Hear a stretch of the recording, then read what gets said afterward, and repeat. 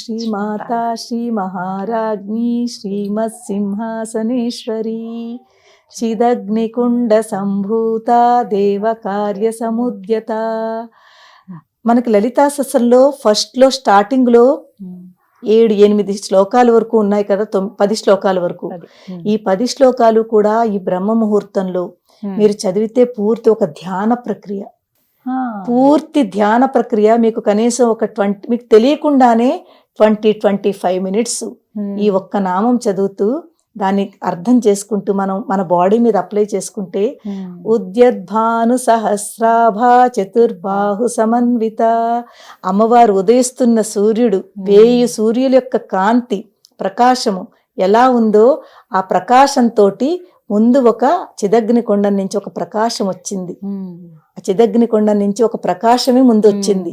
ఆ ప్రకాశం ఎలా ఉందిట, 1000 సూర్యుల యొక్క కాంతి ఎంత ఉంటుందో అంత కాంతి ముందు బయటకు వచ్చింది. ఉద్యద్భాను. ఇదంతా ఒక ధ్యాన ప్రక్రియ. అది మనం ఇలా తలుచుకుంటూ చేస్తే మీకు 25 మినిట్స్ ఈజీగా పట్టేస్తుంది. ఆ 25 మినిట్స్ కూడా మీరు ఎప్పుడైతే ఈ నామాలు చదివారో ఫస్ట్ స్టార్టింగ్ లో ఉన్న 8-9 శ్లోకాలు తీసుకోండి చాలు, కంటిన్యూగా. ఇదే బ్రహ్మ ముహూర్తంలో మీరు 25 మినిట్స్ ధ్యానం చేసేస్తున్నారు. అది మన మీద కూడా అప్లై అయిపోతుంది. దాని తర్వాత చేస్తానమ్మా, ఖచ్చితంగా చేస్తాను నేను బ్రహ్మ ముహూర్తంలో. అంటే చాలా మందికి సందేహం ఉంటుంది, ఏం పట్టించుకోవాలి. కొంతమంది ఏమో జస్ట్ ఏదైనా మ్యూజిక్ అలా పెట్టేసి మెడిటేట్ చేసుకుంటూ ఉంటారు. అలా వాటి బదులు ఇలా స్మరించుకున్నా కూడా మంచిదే. ఒకటి మంత్రములు. మనం దీనికి మనకి రిస్ట్రిక్షన్స్, స్నానం చేసే కూర్చోవాలా ఏమీ అక్కర్లేదు. మీరు ఈవెన్ మీరు ధ్యానం చేస్తున్నప్పుడు ఈ శ్లోకాలు మీరు జస్ట్ లేచి, కొంతమంది అయితే మీరు బ్రష్ చేసుకుని కూర్చోవాలా, ఇలాంటివి కూడా ఉంటాయి. ఫ్రెష్ అయి కూర్చోవాలా, బ్రష్ చేసుకో, ఏమీ వద్దమ్మా. లేచిన వెంటనే మీరు బెడ్ దిగిపోవాలమ్మా.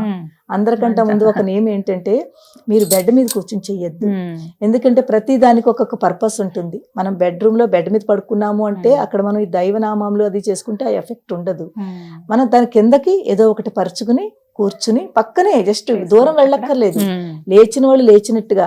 నేనైతే అసలు బ్రహ్మ ముహూర్తంలో లేచి అందరికంటే ముందు భూదేవికి దండం పెడతాను. చాలా మంచిదమ్మా. ఆ వసుధాయే నమః అనుకుని భూమిని స్మరించుకుంటూ క్షమాపణ. ఎందుకంటే మనం రోజు ఎన్నిసార్లు అమ్మవారిని మనం భూదేవిని తొక్కుతున్నామో, ఎంత కష్టపెడుతున్నామో, ఎంత తప్పు చేస్తున్నామో, కనీసం ఒక చిన్న కృతజ్ఞత అంటే అమ్మ క్షమించమ్మా అని క్షమాపణ ముందు దండం పెట్టుకుంటాను. దండం పెట్టుకున్న తర్వాత కరాగ్రే వసతే లక్ష్మీ, కర మధ్యే సరస్వతి, కరమూలేతు గోవింద, లేతే కరమూలేతు గౌరీ కూడా అంటారు. గౌరీ కానీ గోవింద ఏదైనా పర్వాలేదు. అలా చదువుకుని మనం ఆ దర్శనం చేసుకుంటే అది కూడా చాలా మంచిది.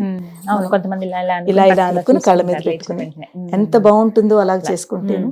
ఇది చేసుకున్న తర్వాత మనం ఏం చేస్తామంటే మీరు చెప్పినట్టుగా 2-3 నామాలు, శ్లోకాలు ఇవన్నీ కొంచెం పుస్తకం పట్టుకుని చదవాలి ఇవన్నీ కూడా. కానీ మనం ఎక్కువ చేసేది ఏంటంటే కళ్ళు మూసుకుని ధ్యానము. ఈ బ్రహ్మ ముహూర్తంలో కళ్ళు మూసుకుని ధ్యానము. మీకు ఏదైనా 2-3 శ్లోకాలు వచ్చనుకోండి, అదే చదువుకోండి. పుస్తకం పట్టుకోవాలని లేదు. ఏ ఒక్క నామం వచ్చినా చెప్పిన శ్రీమాత, శ్రీ మహారాజ్ఞి, శ్రీమత్సింహ, అది అందరికీ వస్తుంది. తొలి ఫస్ట్ నామం అందరికీ వస్తుంది. మీరు అదొక్కటే పట్టుకోండి. అదొక్కటి పట్టుకుని కళ్ళు మూసుకుని ఆ నామం చదువుకోండి. లేకపోతే ఏమి వద్దు. నేనైతే శ్రీమాత్రే నమః. ఇంకా సులువు అందరికి. ఎంత సులువమ్మా, చిన్నవాళ్ళైనా పెద్దవాళ్ళైనా ఎవరైనా శ్రీమాత్రే నమః, శ్రీమాత్రే నమః. ఇది లేకపోతే శ్రీ దక్షిణామూర్తయే నమః, లేకపోతే హరే కృష్ణ హరే కృష్ణ. ఏదైనా సరే మనసులో ఎప్పుడైతే చదువుకుంటామో మనకి పాజిటివిటీ బాగా పెరుగుతుంది, ప్రశాంతంగా ఉంటుంది. స్టూడెంట్స్కి మెమొరీ స్ట్రాంగ్ అవుతుంది. వాళ్ళకి ఏ స్ట్రెస్లో అయితే రాత్రి పడుకున్నారో పొద్దుట ఫ్రీ అయిపోతారు. వాళ్ళు లేచిన వెంటనే మళ్ళీ ఉంటుంది. అలవాటు చేసుకోవడానికి ఒక వారం రోజులు టైం పడుతుంది. ఇవాళ చేసేస్తే వచ్చేస్తుందని కాదు, కొంచెం నెమ్మదిగా తొలి రోజు ఒక 5 నిమిషాలు కూర్చోండి, నిద్ర వస్తే పడుకోండి. నేను అందరికి వాళ్ళకి ఈజీ చెప్తానమ్మా. నేను చెప్పివన్నీ కూడా చాలా ఉంటాయి కదమ్మా, తెలుసు. చాలా ఈజీ ట్రిక్స్ చెప్తాను అందరికి. మీరు ఇలాగే చేయండి అని చెప్పామనుకోండి, అందరికి అవదు అలాగా. ముందు మీరు ఒక 4 o'clock టైం పెట్టుకుందాం, 3:45 కూడా కాదు, 4 o'clock లేవండి. లేచి ఫస్ట్ 2-3 days లేచిన వెంటనే మళ్ళీ నిద్ర వస్తుంది. ఒక 2 minutes ఎలాగైనా బద్ధకమైనా సరే అలా కళ్ళు మూసుకుని కూర్చోండి. బెడ్ కూడా దిగద్దు, అలవాటు అయ్యే వరకు బెడ్ మీదే కూర్చోండి. 5 minutes కూర్చున్నారా, నిద్ర వస్తుందో పడుకుండి పోండి. ఇలా 2-3 రోజులు చేయండి. అదే టైంకి 3-4 రోజుల తర్వాత మీరు అలారం పెట్టుకోక్కర్లేదు, మెలకు వస్తుంది కదా, మీకు మెలకు వచ్చేస్తుంది. అవును, ఎందుకు తెలుసా అమ్మా, మన బాడీకి మనం చెప్పుకుంటున్నాము ఈ టైంకి నేను లేవాలి, ఇక్కడే చెప్పుకుంటున్నామమ్మా. మనం ఏది చెప్తామో మన మనసు మన బాడీ వింటుంది, మనకు అది సహకరిస్తుంది. చూడండి, ఆకలి మనకి ఎప్పుడు ఏ టైంకి భోజనం ఆ టైంకి ఆకలి వేస్తుంది. ప్రతిదీ కూడా దాని సిస్టమేటిక్ గా జరుగుతుంది కదా. ఇది కూడా అలాగే. ఒక 4 రోజులు మనకి తెలియదు, అలారం పెట్టుకోవాలి. 5వ రోజు నుంచి మీ అలారం కూడా అక్కర్లేదు, దానంతట అదే బాడీ మనం లేపేస్తుంది. 2వ రోజు 3వ రోజు పోను 10 నిమిషాలు కూర్చోండి. ఫస్ట్ డే 5 నిమిషాలు, 2వ రోజు ఒక 10 నిమిషాలు కూర్చోండి. ఇలాగా ఇంకా మీకు తర్వాత పడుకోవాలని ఉండదు, ఒక అరగంట సేపు కూర్చోవాలని ఉంటుంది, మెలుకు వస్తుంది. అదే ధ్యానం అన్నమాట. కూర్చోండి, ఏమీ చదువుకోవద్దు, కూర్చోండి, కళ్ళు మూసుకుని కూర్చోండి, అబ్జర్వ్ చేయండి. మన బ్రెత్ ఉంది కదా, శ్వాసను అబ్జర్వ్ చేయండి.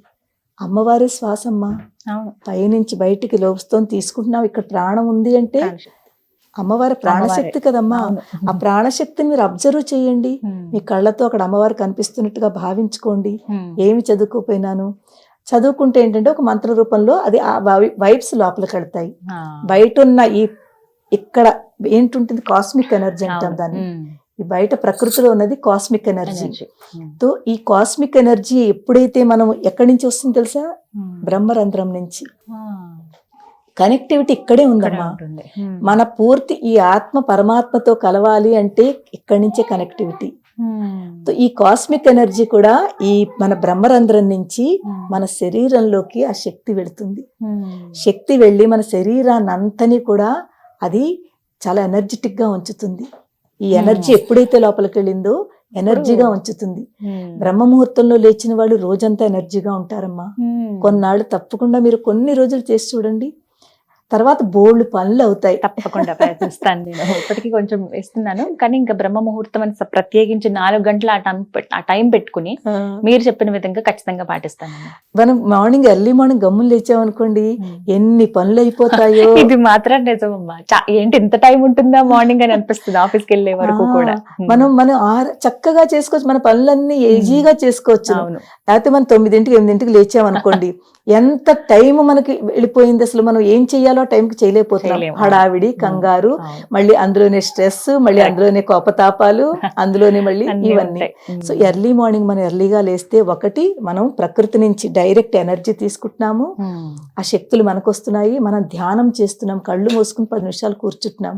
ఆ ధ్యానం వల్ల మన శరీరానికి, మన బాడీకి, మన చక్రాలన్నీ యాక్టివేట్ అవుతాయమ్మా. నేనైతే పవర్ మెడిటేషన్ చేయిస్తాను, ఎన్నోసార్లు చేయించాను. ఆ టాపిక్ ఇంకోసారి తీసుకుని మాట్లాడదాం. చాలా చక్కటి మీ చేతే చేయిస్తాను నేను.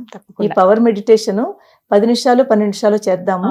తప్పకుండా చేద్దాం. ప్రతి చక్రం మీద ఒక్కొక్క 2 minutes మనం దాన్ని యాక్టివేట్ చేస్తాం. యాక్టివేట్ మూలాధారం నుంచి సహస్రారం వరకు ఉన్న చక్రాలని ఒక బీజ మంత్రం ఉంటుంది. ఆ బీజ మంత్రం తోటి ఎప్పుడైతే మనం అది చేస్తామో ఆ చక్రం అక్కడ యాక్టివేట్ అవుతుంది. దీని మీద ఒక ఎపిసోడ్ చేద్దాం మనం డెఫినెట్ గా. నిజంగా కానీ బ్రహ్మ ముహూర్తం అనేది చాలా విలువైనది, ఆ సమయాన్ని అందరూ వినియోగించుకోవాలి అంటారు. అన్నింటికి పనికొస్తుందమ్మా, పిల్లలకి, పెద్దవాళ్ళకి, చదువుకునే వాళ్ళకి, ఈవెన్ అనారోగ్యంగా ఉన్న వాళ్ళు కూడా బ్రహ్మ ముహూర్తంలో లేచి ఇలాగే కూర్చుని కళ్ళు మూసుకుని సాధన చేసుకోండి, వాళ్ళ ఆరోగ్యం కుదుటపడుతుంది, వాళ్ళు ఫ్రెష్ గా ఉంటారు, ఇరిటేట్ గా ఉండరు. బ్రహ్మ ముహూర్తంలో లేచిన వాళ్ళు పీస్ఫుల్ గా ఉంటారు, ఇరిటేషన్ ఇవన్నీ తగ్గుతాయి. చాలా చక్కగా చెప్పారమ్మా. థ్యాంక్ యూ సో మచ్ అమ్మా. నమస్కారం. శ్రీమాత్రే నమః.